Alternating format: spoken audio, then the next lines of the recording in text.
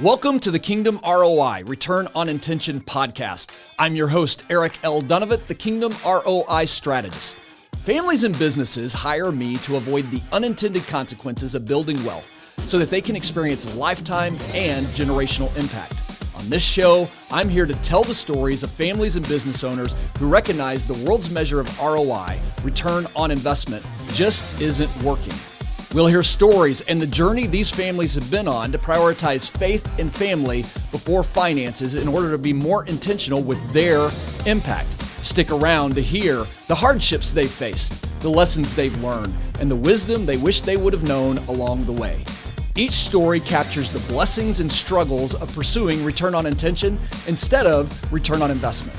Sit back, relax, and enjoy the next 40 minutes where we take the world's broken mindsets and systems and turn them upside down.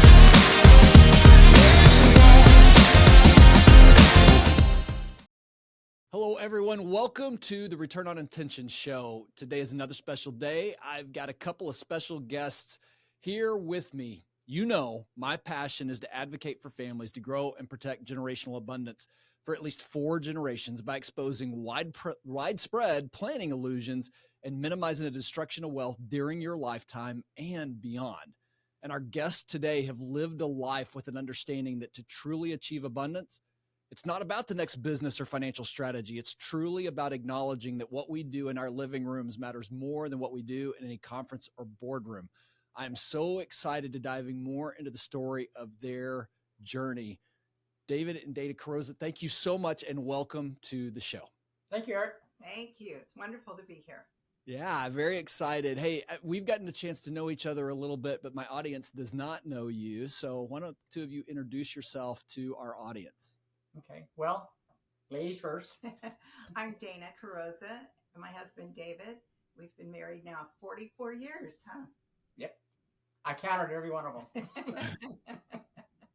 And we have 2 children and 5 grandchildren that are awesome. The best. Yeah. It's the best part of life. So we met actually over 50 years ago. We met we were going to Florida College out in Temple Terrace, Florida, near Tampa. Mm-hmm. And we dated for a couple months and went our separate ways for 7 years. And she tracked me down in San Francisco and got a phone call out of the blue. And I mean, the magic dust was there. It was, for me, wow. She says it was love at first sight. For me, it was love at second sight. But yeah. But either way, you put 1 and 2 together, and it's been a great journey. Couldn't imagine spending life with anybody but my sweet Dana. Well, you know, we just really feel that it was God inspired to bring me from California. He was in Florida, and then all of that to happen. And then just on a whim, I decided to go up to San Francisco and take a job.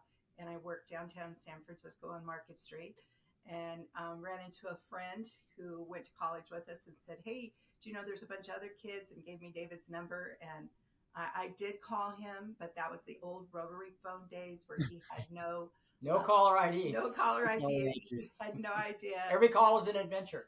So he said, "Who is this?" And I said, "It's someone you used to date." And he went on for 10 minutes guessing girls, I not being one. Not you. So oh, no. It was an auspicious start for that. Then we went out on a date the next day, and then that was it.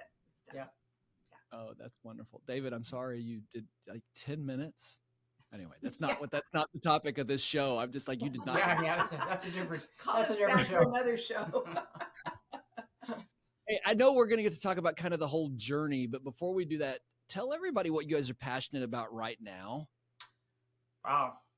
Right now, we are passionate about passing on, whether you can say passing on the torch, passing on the mantle of leadership. Dana and I have been involved in the work of adoption. And actually what we are is we're a funding organization. We work with, literally thousands of generous donors who remove the financial barrier for private adoption. And we are in the midst of next year, good Lord willing, we're going to pass on the baton to the next generation. So we will be bringing on a new executive director, CFO, and then 2 ladies that will be filling the big shoes that Dana fills for working with agencies, families, birth mothers, that kind of the whole meat of really what makes this work. So that's our passion right now is to go from founders to second generation. That's beautiful. What, as you've kind of been on this journey, and I'd love to kind of hear from each of you, and then we're going to dive kind of into your story. But one of my favorite questions to kind of start out with is, what do you consider is your superpower as you've navigated business and now you're navigating kind of this ministry and now kind of even passing the baton there? I'm going to go first. I think it's talking to people. David always says, how do you get people to leave in the middle of the night and fly halfway across the country to some unknown person to meet a social worker at an IHOP on the chance to help a child that morning before 9 o'clock when the state was going to take the baby. So, wow. So it's, that is, I talk to more people and they go, well, how do you do that? So maybe that is my superpower, is talking. My kids used to tease me and say, you know how the Bible says, some are the head, some are the hands, some are the feet. They say, Mama, you're the mouth. Well, we need a mouth. That's very good. I love that. I thought what Dana was going to say, because she says this all the time, not to take away with anything she said, but number one, superpower is it's all God. Oh, it is. And it's not me. Yeah, David's brilliant, but together we're not this smart. So we know God is in the middle of this. We are not this smart. Yeah. I think, I really do think that part of maybe how we were equipped through some of the other phases of our life is, we're not super smart people, but we work hard. Yeah. And I think if anything, that's probably our superpower, is we've just grown accustomed to working a lot, Yeah. And I like what Paul says in Philippians. He says, "For God who works in you both to will and to do His good pleasure," and that's what we try to do. Just let God work in us. We just paused there. Maybe we just end the show right there. That's beautiful. Let's talk a little bit about your journey to here, though, if we could. Especially, I know that you guys used to own a business, and I found oftentimes this is a really, really good place to start. Is sometimes so many people kind of glamorize the business journey, especially those who've exited, those who've had the opportunity to go on to a next season. But what I found to be true is it's oftentimes one or two really kind of rock bottom moments that really kind of capture where God showed up and where you learned a lot, and it really kind of transformed the rest of the story. So maybe we could start with that. If you've got a couple of those where you could just really kind of tell our audience about where you were and what was going on and what God taught you through those moments. There's so many of those because, when we first started this, it was a harebrained idea I had because I just saw people who wanted to adopt, but they didn't have the $10 to $20 to $30,000 to adopt, and now it's $40,000 to $60,000. And I just said, we need to start a 501c3 that's just to help people. That's all we're going to do. And at that time, I said to David, can you imagine if in our lifetime we could help one or two children? And that's when God slapped us in the face. And now, as of today, it's 472 children from 11 countries around the world. Wow. So, that was my big slap in the face. And everything, that's why I say it's all God, because every time He opens the door and I think, oh, this is going to be bad, that's when God shows me, no, this is when I'm glorified, is when it's really bad, and I pull it out of the fire. So now when they're really bad, I go, ooh, this is going to be fun to watch God work. This is going to be good. So when we met, I was doing my internship in California in the Bay Area, what they call now clinical lab scientist. Basically, I'm a lab guy. And so my background was medicine. Dana's background was business and marketing. And so we started a medical lab. Actually, we started two, but where this all got sort of had its origination was in about 1992. We owned a medical lab called The Lab.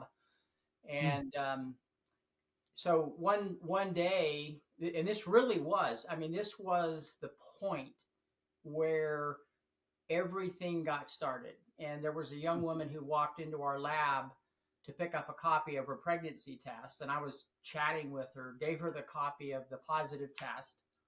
Dana saw me talking with her And as she was leaving, Dana came over and said, what was she asking you? And I said, well, she had made an appointment with Planned Parenthood, and she was planning to have an abortion.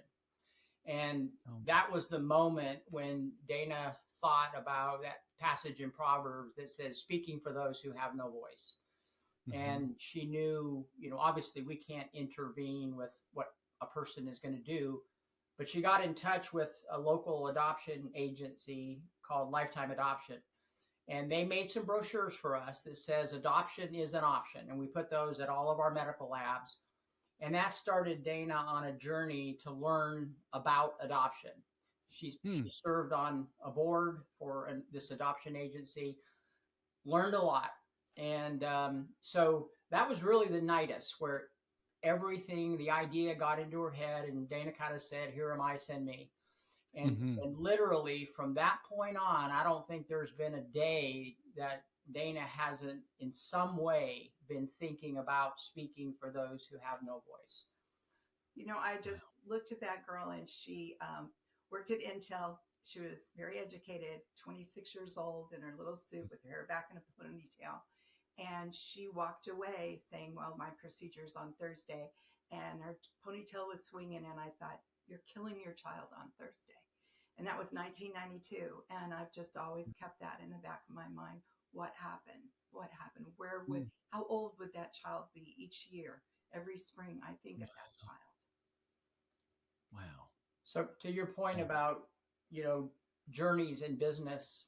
So we went through some valleys. I mean, we went through, God put us through the crucible, and we had to solve an incalculable number of problems. We had to reinvent ourselves, everything that you can imagine going good and bad with business. I mean, we kind of went through it. And in 2006, we were approached by LabCorp. They're now the largest lab, I think, in the world, certainly in the U.S. And just kind of out of the blue, they worked with a broker and asked us if we were interested in selling the business. And by that point in time, we had kind of been through the valley, and we were actually coming out and doing pretty well. But there was something about what felt providential about that. And it was almost like God was putting his finger in my chest and saying, hey, moron, now is the time. This is the helicopter, get on board. So we ended up selling the lab in 2006. Turns out to be just one of the best things we did. The challenge for us, I was 52 at the time, and all we had done is work, So all of a sudden, we're still in our early 50s. We have more resources than we ever thought we had. We were still young, good health. And the challenge was, what are we going to do now? I mean, obviously we had been blessed beyond anything that we deserved. And the message I kept hearing in my head was God kind of saying, David, I've seen how hard you will work for yourself. And I've blessed that. And now I'm going to see how hard you will work for me. And that really has been the driving force. I mean, we feel, like Paul said, we feel like we're under obligation to pay forward what God blessed us with. And that's really our driving force right now. We could never pay him back, ever. Yeah. And this is just the most beautiful way, we think, for us to work. Plus, we don't idle well. We're like, we got to be moving, and it's got to be purposeful moving. We either go or we tip over. So Let me ask you, can we go back to this period of 1992 when this event happened, when this woman comes into your lab? There's something going on there that I think that we need to explore a little bit more. So many times a lot of business owners would say, you've got to be careful. There's the sacred and there's the secular, and you've got to kind of keep those things. And we've really kind of been, on the Kingdom ROI show, and a lot of other people really trying to kind of break down that myth that really there is an integration that God calls us to. Yeah. But that in 1992, that was pretty radical thinking. Oh, it was I would so love radical. to know. I'd love to know kind of what was going on. What maybe kind of opposition did you face? What, what did you even learn to kind of be encouraged to keep going forward? Take us back to that moment and that experience of saying, no, we're going to express and live out our faith through our business as we go forward. Well, that's a good question, because there are parameters about what you can do and say in the workplace, and we respect those. And I think there's a good answer for Christians to think about: how do they bring? What does it mean to bring your faith into the workplace? I mean, obviously, it's not a place where you're going to try to convert somebody to your religion. I mean, but what has really occurred to me, that when we bring our faith into the workplace, what we really mean is we're bringing the kingdom, and we're bringing the characteristics of kingdom people into the workplace. There's no law against being a hard worker. There's no law against being an honest worker. There's no law against being a worker that has integrity. There's no law about being compassionate and understanding with your coworkers. And so, those are the aspects that I think we have every right and almost just a responsibility to bring our faith into the workplace, because what we're doing is we're bringing the kingdom, not our religion. We're bringing the characteristics of kingdom people into the workplace. So what that meant for how do we take advantage of something our conscience tells us to do, to speak for those who have no voice, and still live within the parameters that we're, kind of submitting to Caesar, so to speak. And so what we did is we had these brochures made up, and it was a passive way that we would have those sitting in our waiting rooms. It says adoption is an option, and it told a little bit about what that looks like. It was the silhouette of a very pregnant girl looking out a window. Yeah. And so that told the story right there. Like, people gravitated to that. And I think too, that there's examples about being as wise as serpents and harmless as doves. I mean, when we face some of the challenges that we had, running a medical lab and competing against the 800-pound gorillas, I can't even begin to tell you all the problems that we had to solve, and all the things we had to figure out. How do we compete in the marketplace with people who are our competitors, people who are not treating us fairly, or whatever they can do to put us out of business? We had to solve those problems all the time. So we try to take that same figure it out mindset when you have challenges. How do I bring my faith into the workplace? It was the same kind of a challenge. I mean, you have to scratch your head and say, what can we do? We have some parameters we have to live within, but there's a way, if we put our mind to it, that we can figure out a way to do something. And the other thing we learned is not everything is going to be the be all end all, but it will take you one step further down that road, and then things may grow from that. So the point is, Dana knew she needed to do something, and that something has led us to where we're at today.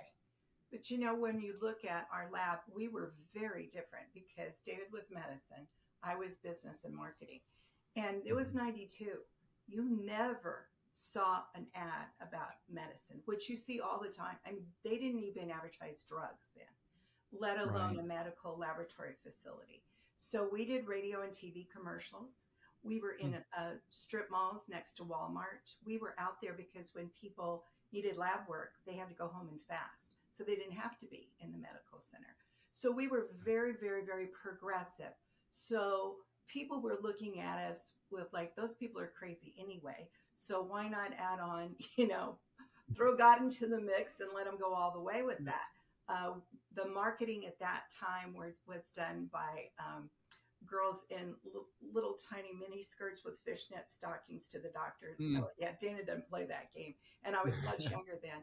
But we lived in a area called Apple Hill in Northern California. And all of the apple ranches had their own specialties that they baked. So I started out one year with one of our neighbors who made a blackberry sour cream pie. You ever had that? So good. No, but it sounds fantastic. I know. And a raspberry cream cheese apple pie. So I would order those the night before, get them fresh from the ranch that morning, go and deliver them. And I could get in to see a doctor who was like, no, no, no. Well, I've got a hot apple pie for him from Apple Hill. Oh, bring her on back. So they would sit there and he'd be eating apple pie and I'd be telling him about the lab. So we were anti everything that they were doing. We were doing the opposite. You know, I would always tell anybody in business, play up your weak, what you think is a weakness. It's not, it's your strength. To where that first year we did about 30 pies. By the time we sold the lab, we were doing 500, 600 pies. Yeah, it was crazy because it would be a month long of giving out pies. So much so that when we announced to the medical community where we're selling, doctors were calling. Yeah, doctors were calling and saying, but what about my pie? And so to add into it another flavor, and people in the communities where we had several labs around in Northern California, San Francisco, and even in LA, they got to know us. And they knew it was a mom and pop operation. But you know what? They liked that because their sample wasn't going to get lost and all of those things. So you play up those strengths. And we were very benevolent and did a lot of discount work for people who had no insurance or very little insurance. So, but that's all God too, right?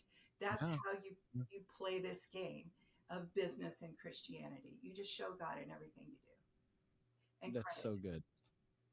You mentioned this. You said that, you know, there were definitely some problems in building or as you're growing the business. There always are. I mean, you can't build and grow a business without hitting some valleys and some things like that. I would love if you guys would be willing to tell a story or share a story of a time you guys were facing a problem and God showed up with a solution that only He could do. Wow. There's several.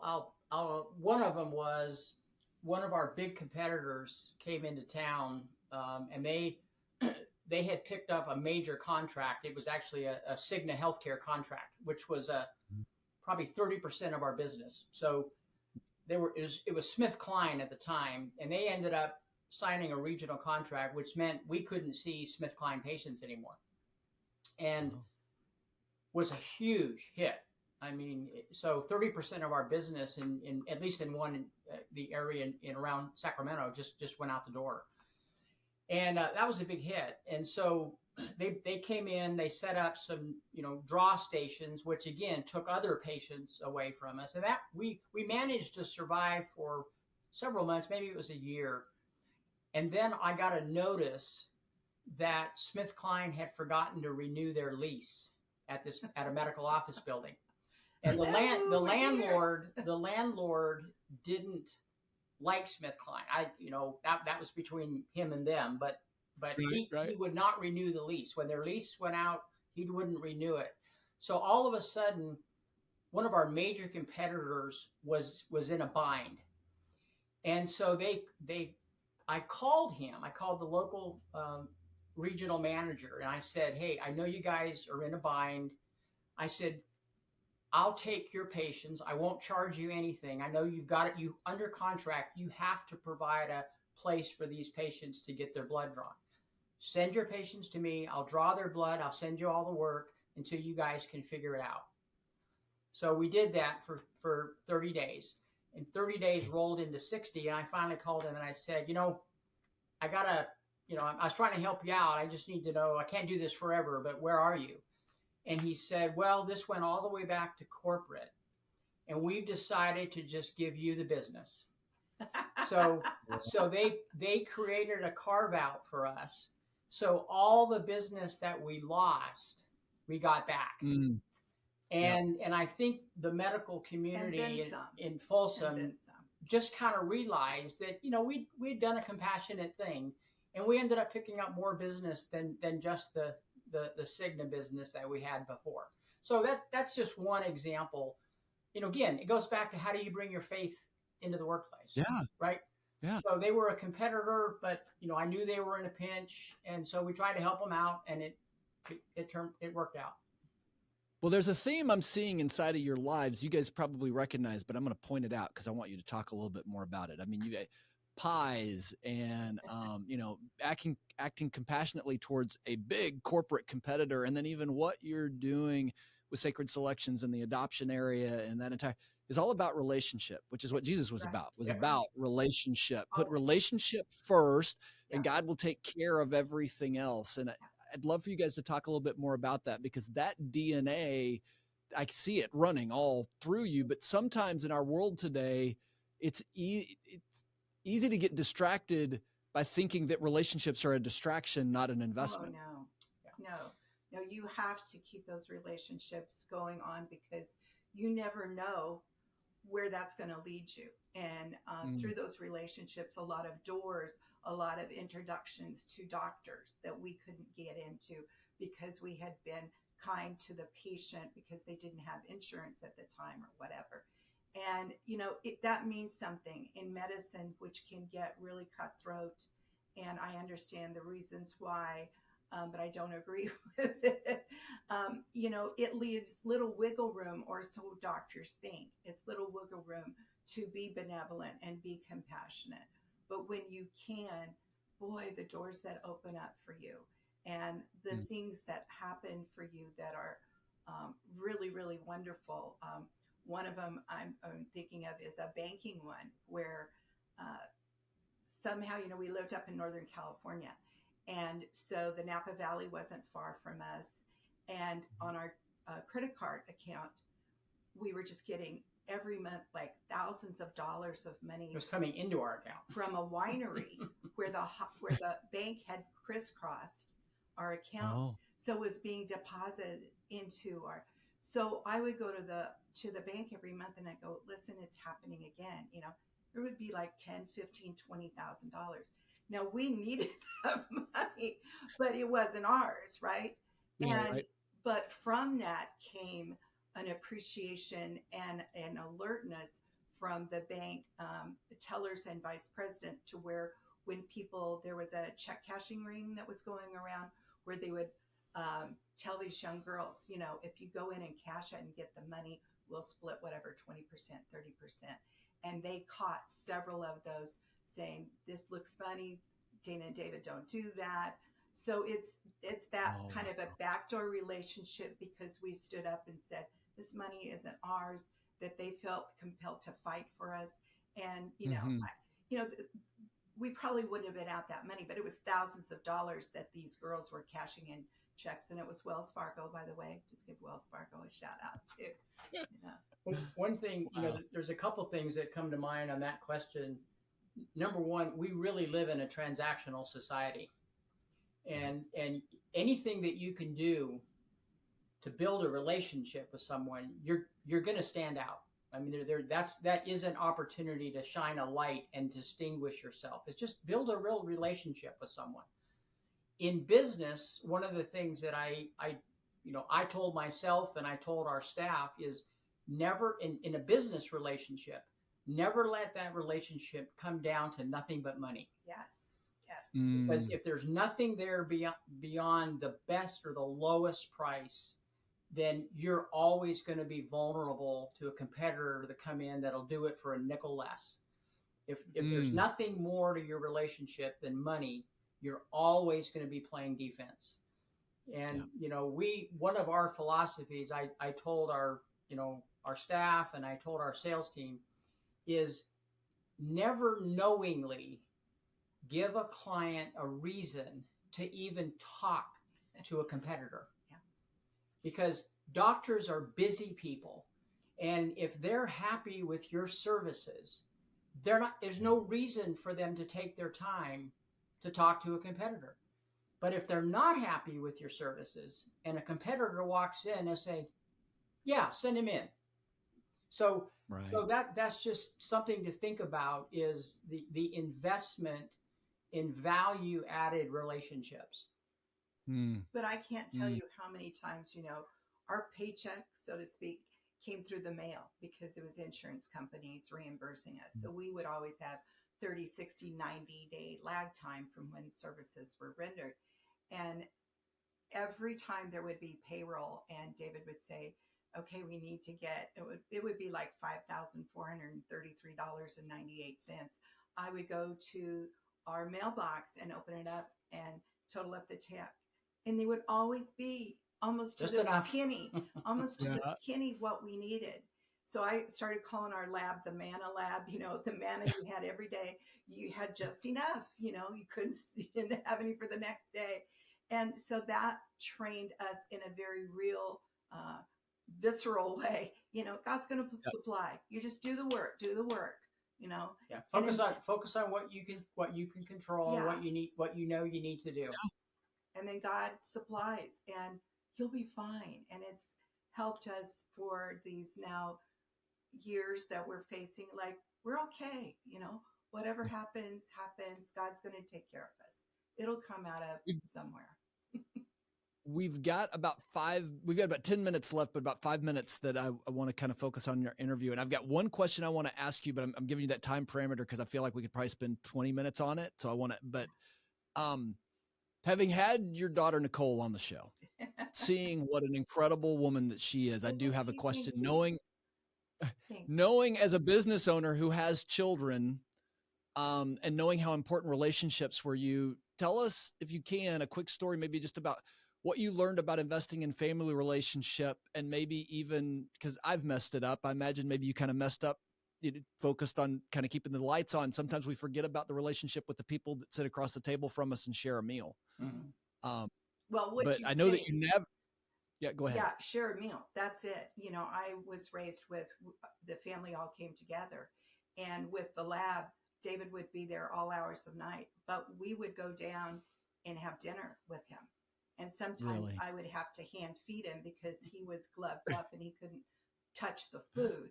But we were together. Now the kids tell, stories about how horrible it was, to eat in the EKG room and all of that.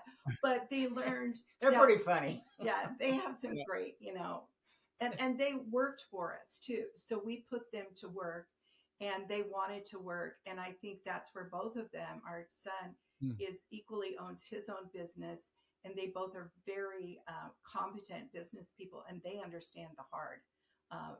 And that's what we were training them to do, and they didn't like it at the time. Yeah. But, and that's what God says, you're not going to like it at the time. I mean, it really was. I mean, the short story is it was a family business. Yeah. So everybody in the family worked. I mean, Nicole's has always been, I always say Nicole was born to boss. I mean, she was always a leader.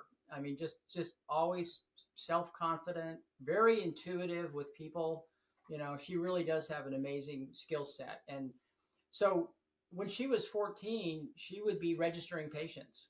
Yeah. When she got back from college, she was actually calling doctors, telling them they need to pay their bills. So she was a very savvy person with business. And, even though they complain about it, having to work after school and sometimes on weekends, they're absorbing all that. Mm-hmm. It's an immersive experience. And so, I think another thing is just the work ethic, how to take care of customers, how to deal with staff, how to handle, hard conversations and keep your cool. So those are all things that I think for both of our kids, they didn't enjoy it at the time, but you show them the positive things. Again, I'm coming back about bringing your faith into the workplace, and the qualities. We're not bringing religion into the workplace. We're bringing the characteristics of kingdom people into the workplace, and that will shine. And they knew that he might go in early on a Sunday morning, but we were going to swing by the lab and pick him up and take him to church. And we were always going to church. It's like, okay, stop, we're going. And so that didn't stop. And I remember one of our daily Bible readings when our daughter was very small and just started to reading, and we were in Genesis and all of the names. And when it came to the Hivites, she goes, and the HIVites. So that came from her lab background. Oh, I love that. So that is so funny. Blended that right there. Yeah. Yeah. As we kind of get to the end, we're getting to my favorite question, which I want to ask both of you. So as you've been building this legacy, not only through your children, through Sacred Selections and everything like that. If you can look out 100 years, what is it that you hope that your family and the people that you've impacted remember about you? Wow. That's a really good question. And I think about it a lot. And I think that it's been my passion for all of these children to be in godly Christian homes. And I've said this many times. I really feel like as the generations go down, one of these Sacred Selections children is going to help one of my great grandchildren and make them bring them back to the Lord, or something was sown in all of this. So I'm always fighting for more children, because I know the way God works, he'll bring it back. So that's my 100-year plan. And I love that question. Yeah, it's a great question. I think right now, where we're at now, we're still counting the seeds in an apple, but we'll never be able to count how many apples are in the seeds that have been planted, you know. But we know just from history that when 472 children come into a good, loving Christian home, you don't know the details, but you know better things are going to happen. And so that, again, we just kind of know that we won't be around. People may not remember who we are, but the wake that we leave behind will be significant. So if someone wants to get in touch with you guys, know more about Sacred Selections, tell everyone how to kind of get more information about the work that you guys are doing there. Yeah, we have a website, sacredselections.org, and there's a lot of information there. If you have questions, you can just go info@sacredselections.org, and we'll be happy to answer your questions. You know, like I said, we're not an agency. We're a financial institution, and we have grants that serves a kind of a narrow segment of a market. So there's criteria for who we can give grants to. But again, even in that small segment, we haven't even scratched the surface of the people that we can help. Wow. Well, so everyone, I'm going to encourage you, go reach out. What Sacred Selections is doing, I've looked into this. I mean, you need to know more about what they're doing, just powerful, and their heart. This is just something you need to know more about. So David and Dana, thank you so much. Oh, thank you, Eric. Welcome. Yeah. Corey, it's been a pleasure. We're on our way to Houston, where we're going to have a big fundraiser, and they're going to auction off a real live dinosaur tooth. How about that? So, oh my goodness. Wow. Excited. Wow. I bet. Everyone, thank you again. Thank you so much for joining us. Everyone here in my audience, I run an invitation-only program that helps families grow and protect generational abundance for at least 4 generations. That's 100 years. Wow. And we do that by exposing widespread planning illusions and minimizing the destruction of wealth during your lifetime, and then it happens beyond. And I've got several tips and examples that can help you grow your wealth, grow your abundance by discovering that you don't need another business or financial strategy. What you need is to acknowledge that what you do in your living room matters more than what you do in any conference or any boardroom. So please connect with us at kingdomroi.org for more information. It's been so good to be with you again. We look forward to being with you again next episode. God bless you. Have a fantastic day.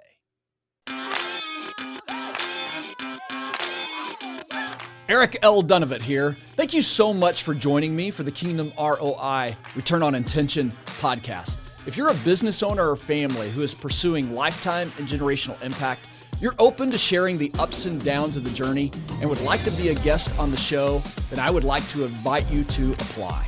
We are regularly putting out new episodes and content. Make sure you don't miss any episodes, so go ahead and subscribe.